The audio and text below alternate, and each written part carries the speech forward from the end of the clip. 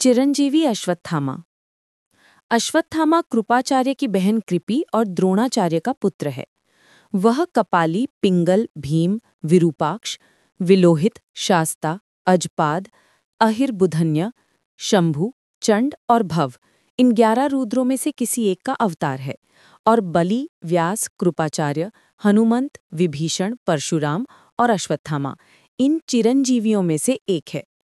इस कलयुग में भी अश्वत्थामा माथे पर कभी न भरने वाला घाव लेकर सामान्य लोगों को दर्शन देते हैं, ऐसा कई लोगों का विश्वास है। इस विषय पर शोध करने पर मुझे निम्नलिखित जानकारी मिली। महाभारत के बाद अश्वत्थामा द्वारा सामान्य मानव को दर्शन देने का पहला उल्लेख 12वीं शताब्दी में लिखी गई पुस्तक पृथ्वीराज रासो में मिलता है। 1192 में पृथ्वीराज चौहान की मोहम्मद घोरी से हार होने के बाद वे जंगल में छिप गए थे। वहां उन्हें माथे पर घाव वाला एक बहुत ही लंबा आदमी मिला। पृथ्वीराज स्वयं उत्तम वैद्य थे, इसलिए उन्होंने अगले 8 दिनों तक उस घाव पर मरहम पट्टी की। लेकिन जब घाव में जरा सा भी फर्क नहीं पड़ा, तब पृथ्वीराज को पूरी बात समझ में आई और उन्होंने उस व्यक्ति से पूछा, क्या आप अश्वत्थामा हैं? हाँ कहकर वो तुरंत वहां से चला गया। इसके बाद का उल्लेख 15वीं शताब्दी में मिलता है। 15वीं शताब्दी की शुरुआत में कर्नाटक के गदग में नारायणप्पा नामक एक ब्राह्मण रहते थे। कन्नड़ भाषा में लिखे गए उनके ग्रंथ कर्नाटक भारत कथा मंजरी के कारण वे कुमार व्यास के नाम से प्रसिद्ध हुए। उनकी इच्छा थी कि महाभारत जैसा हुआ वैसा ही लिखें।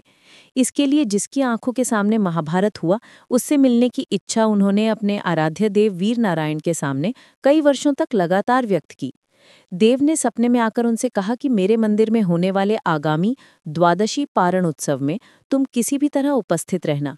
उत्सव से सबसे पहले उठकर जाने वाले ब्राह्मण के पैरों पर सिर रखकर उनसे महाभारत जैसा हुआ वैसा मुझे सुनाओ, ऐसी विनती करना। वो साक्षात अश्वत्थामा है। वो जो बताए उसे लिख लेना। तय कार्यक्रम के अनुसार कुमार व्यास ने उस ब्राह्मण के चरणों पर सिर रखकर वैसी ही विनती की। ब्राह्मण ने उनसे पहली शर्त ये रखी कि रोज स्नान करके पहने हुए गीले वस्त्रों के साथ बंद कमरे में लिखने बैठना है और अश्वत्थामा जो बताए उसे लिखते जाना है। जैसे ही वस्त्र सूख जाएंगे, लेखनी की स्याही खत्म हो जाएगी और उस दिन का काम बंद हो जाएगा। दूसरी शर्त ये रखी कि महाभारत किसने सुनाया ये गुप्त रखना है। दोनों शर्तें मानकर कुमार व्यास लिखने लगे। वो दुर्योधन और भीम के गदा युद्ध वाले गदा पर्व तक पहुंचे। यहाँ भीम द्वारा अधार्मिक तरीके से अपने मित्र दुर्योधन की हत्या का प्रसंग बताते हुए अश्वत्थामा रोने लगा। कुमार व्यास भी रोने लगे और उन्होंने भावुकता में ये राज अपनी पत्नी को बता दिया। उसी क्षण उनकी लेखनी हमेशा के लिए रुक गई। इसलिए कुमार व्यास द्वारा लिखा गया आंखों देखा हाल वाला महाभारत गदा पर्व पर आकर रुक जाता है। महाभारत कई अलग अलग लेखकों द्वारा लिखा गया है, लेकिन इस महाभारत को सबसे सच्चा महाभारत माना जाता है, क्योंकि इसे सुनाने वाले स्वयं अश्वत्थामा थे। उसके बाद का उल्लेख लगभग 200 वर्ष पूर्व शतानंद मुनि द्वारा लिखे गए ग्रंथ सत्संगी जीवन में मिलता है। भगवान स्वामीनारायण की माता भक्ति माता और पिता धर्मदेव जब अपने कुल देवता यानी हनुमंत की 3 महीने साधना करने के लिए अयोध्या के हनुमानगढ़ी गए थे, तब हनुमंत ने उन्हें ये दृष्टांत दिया कि वे वृंदावन जाकर पूर्णावतार श्री कृष्ण की भक्ति करें।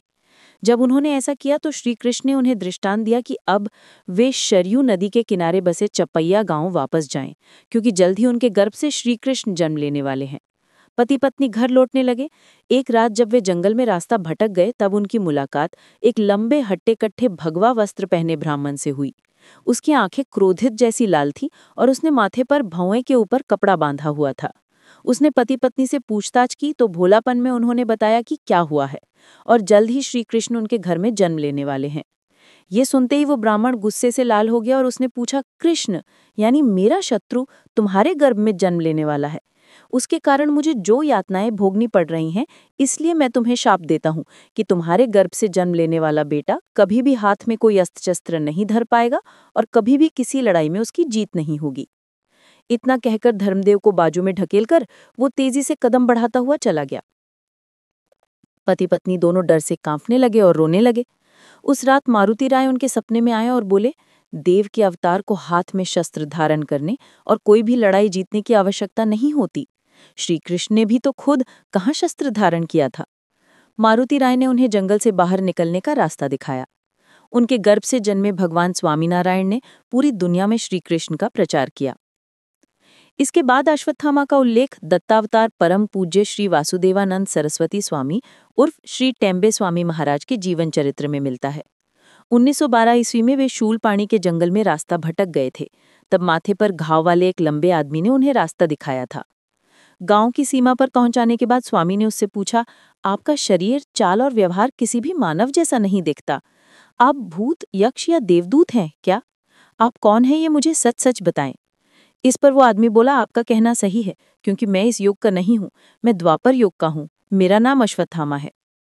इसी प्रकार महान संत परम पूज्य श्री नाना महाराज तराणेकर को भी अश्वत्थामा के प्रत्यक्ष दर्शन हुए थे।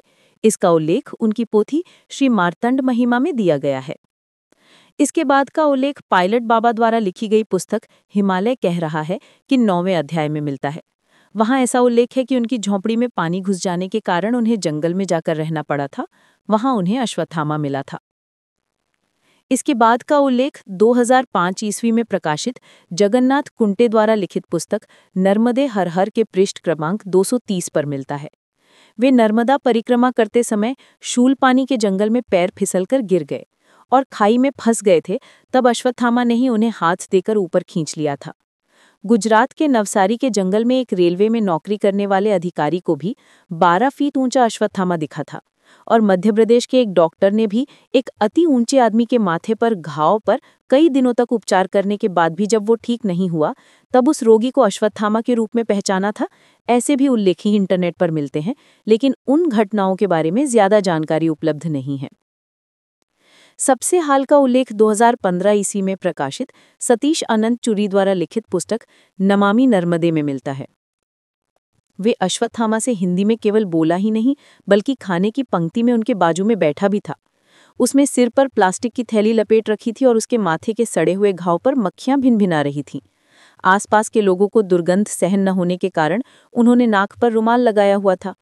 पंक्ति शुरू होने से पहले ही सतीश चुरी साहब ने उसे अश्वत्थामा के रूप में पहचान लिया था और अपने मित्र बाबा राम से अपने पास मौजूद कैमरा निकालकर फोटो खींचने को कहा। लेकिन तभी पंक्ति शुरू होने की घंटी बजी और अश्वत्थामा तेजी से पंक्ति में जाकर पहुंच गया। थालियां परोसकर सब खाने बैठे तो अश्वत्थामा सूरी साहब के ठीक बाजू में आकर बैठ गया और सबके पहले भोजन समाप्त कर थाली फेंककर बाहर निकल भी गया। सारी बातें इतनी जल्दी हुई कि चूरी साहब उसका फोटो नहीं खींच पाए। अश्वत्थामा ने पूर्वावतार श्री कृष्ण के शत्रुओं को युद्ध में मदद की, इसलिए सब उसे बुरा मानते हैं। लेकिन जिन्होंने उसे प्रत्यक्ष देखा है और उससे बात की है, उन सतीश चुरी की पुस्तक के पृष्ठ क्रमांक 213/14 पर उसके बारे में ऐसा कहा गया है कि उत्तर प्रदेश के कानपुर के पास आज जहां खैरेश्वर मंदिर है, वहां पहले द्रोणाचार्य रहते थे। इस साधारण गांव में जन्मा ये असाधारण अश्वत्थामा शस्त्रास्त्रों के उपयोग विनियोग के मामले में कर्ण की बराबरी का था। वेद विद्या के ज्ञान में वो साक्षात वेद रचने वाले व्यास के समान विद्वान, बल्कि व्यासों ने वेद रचे तो वो अश्वत्थामा के सहयोग से ही। ऊर्जा से भरे होने के मामले में मानो कार्तिवीर्य, भीष्म के समान भीषण, परशुराम के समान तेजस्वी, द्रोण के समान अस्त्र विद्या विशारद, अर्जुन के समान धनुर्धर, भीम के समान गदाधर, यम के समान भयानक, अग्नि के समान ज्वलंत, सागर के समान बलशाली, दुर्वासा जैसे क्रोधी, बृहस्पति जैसे विशेषज्ञ। ऐसा ये अश्वत्थामा भार्गव राम परशुराम का शिष्य है, दुर्वासा मुनि का विद्यार्थी है, कृष्ण द्वैपायन व्यास का सहयोगी सेवट, भीष्म का प्यारा, कृपाचार्य का भांजा, द्रोणाचार्य का पुत्र शिष्य और अंत में शिव का अंश है। इसलिए ये बुरा कैसे हो सकता है? कुल मिलाकर अश्वत्थामा अभी भी जीवित है और वो कई लोगों को दर्शन देता है। ये बात शपथ पर कई आदरणीय व्यक्ति कह रहे हैं। फिर भी आज तक कोई भी उसका फोटो नहीं खींच सका है और ना ही उसका शूटिंग कर सका है। इसलिए अश्वत्थामा अभी भी एक ना सुलझाने वाली पहेली है। अब चिरंजीवी का क्या अर्थ है, यह हम संक्षेप में जान लेते हैं। चिरंजीवी यानी अमर या लंबी उम्र वाले लोग। हिंदू परंपरा के अनुसार अश्वत्थामा, बलि, व्यास, हनुमंत, विभीषण, कृपाचार्य और परशुराम ये 7 चिरंजीवी हैं। कुछ स्थानों पर मार्कंडेय ऋषि का 8वें चिरंजीवी के रूप में उल्लेख है। अश्वत्थामा, द्रोणाचार्य का पुत्र जिसे चिरंजीवी का वरदान प्राप्त है। 1. बलि, दानवीर राजा जिसने वामन अवतार विष्णु को 3 पग भूमि दी थी। 2. व्यास, पुराणों और महाभारत के लेखक। 3. हनुमान, राम के परम भक्त जिन्हें चिरंजीवी का वरदान प्राप्त है। 4. विभीषण, रावण का भाई जो राम की ओर से लड़ा और उसे दीर्घायुष्य मिला। 5. कृपाचार्य, कौरव और पांडवों के गुरु जिन्हें चिरंजीवी का वरदान प्राप्त है। 7. अश्वत्थामा, द्रोणाचार्य पुत्र। और 8वें माने जाने वाले चिरंजीवी यानी 8.